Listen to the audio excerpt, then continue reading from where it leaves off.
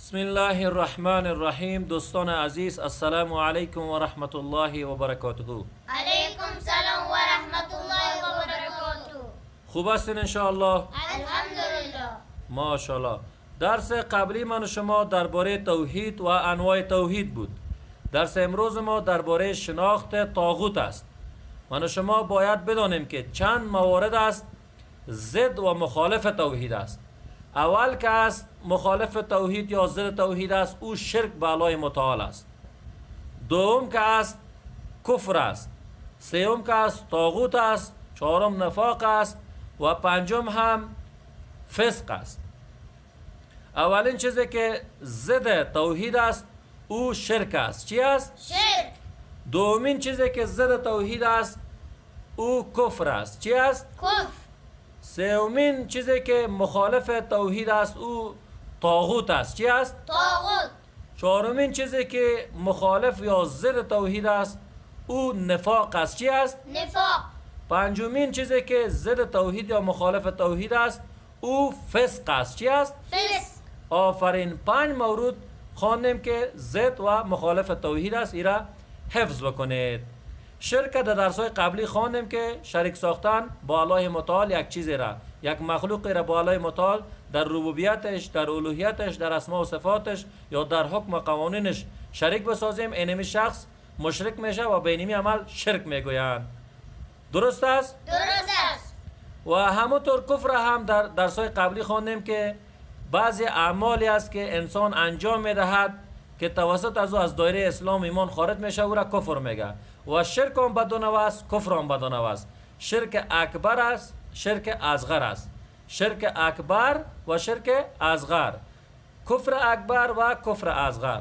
شرک و کفر اصغر انسان مسلمان را از دایره ایمان اسلام خارج میکند، اما شرک و کفر اصغر از دایره اسلام ایمان خارج نمیکند. درس امروز ما درباره اصل مسئله که طاغوت است میخوانیم.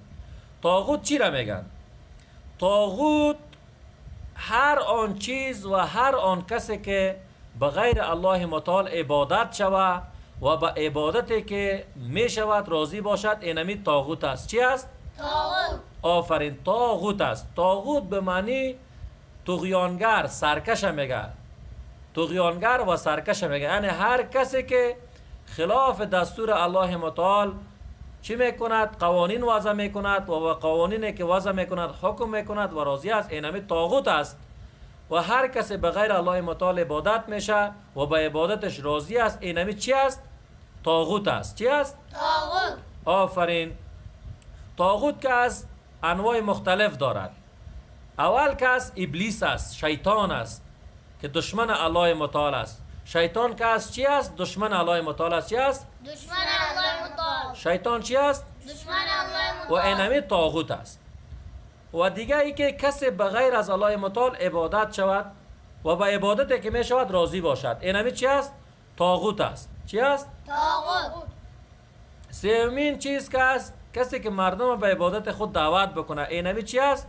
طاغوت است.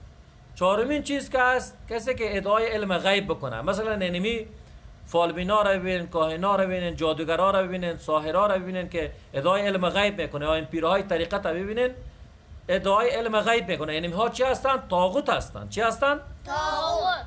و دیگه کسی که بغیر از اسلام حکم میکنه، بغیر از قرآن کریم حکم میکنه، قضاوت میکنه و به اینمی راضی است، اینمی هم که است طاغوت است. پس من و شما فهمیدیم که طاغوت هم که بوده ضد توحید است. یعنی با مسلمان لازم ضروری است که با طاغوت کافر باشه و از طاغوت براءت بکنه، دشمنی بکنه و همیشه مخالفت خود بیان بکنه با طاغوت. اگر کفر با طاغوت نورزه ایمانش درست نیست. الله متعال برای ما و شما میگه فمن یکفر بالطاغوت، اول با طاغوت کافر شوید و یؤمن بالله، باز بعدم بالا ایمان برید. بنابراین با یک مسلمان لازم ضروری است که اول با طاغوت چی شود؟ کافر شود. با طاغوت چی شود؟ کافر. کافر شود. کفرت بالطاغوت و یؤمن بالله، با طاغوت کافر شود و با الله ایمان بیارد. اینی است ایمان درست و صحیح. این درس ما بود. انشاءالله در درس بعدی من و شما میخوانیم که الله متعال ذاتش در کجا قرار داره. درست است؟ درست است.